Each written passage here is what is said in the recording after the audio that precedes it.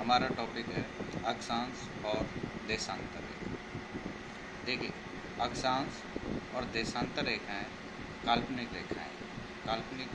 रेखाएं जो पृथ्वी का अध्ययन करने के लिए ग्लोब पर खींची गई है।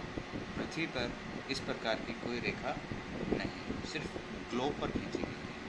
अक्षांश रेखा देखिए, विषुवत रेखा पर के समांतर एक डिग्री के अंतराल पर उत्तरी गोलार्ध तथा दक्षिणी गोलार्ध में खींची गई रेखाओं को अक्षांश रेखा कहा जाता है।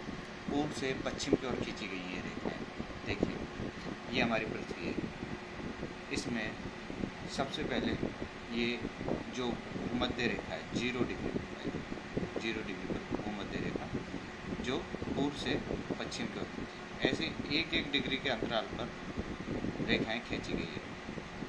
उत्तर की ओर, भूमध्य रेखा से उत्तर की ओर जो रेखाएं खींची गई हैं उनकी कुल संख्या है 90। इसी तरह भूमध्य रेखा से दक्षिण की ओर जो अक्षांश रेखाएं खींची गई है उनकी संख्या है 90। कुल मिलाकर अक्षांश रेखाओं की संख्या हो जाती है 181। 90 तो ये और एक मेन 0 डिग्री वाली भूमध्य रेखा। अब देखते हैं, इसमें सबसे बड़ी जो रेखा है अक्षांश रेखा वो है भूमध्य रेखा। इसी के साथ इसमें जो भूमध्य रेखा या हर जो अक्षांश रेखा है उसमें बीच में, हर अक्षांश रेखा के बीच में जो दूरी है वो है 111 किलोमीटर। कितनी है? 111 किलोमीटर। अब मैं आपको कुछ विशेष अक्षांश रेखाओं के बारे में बता देता हूँ।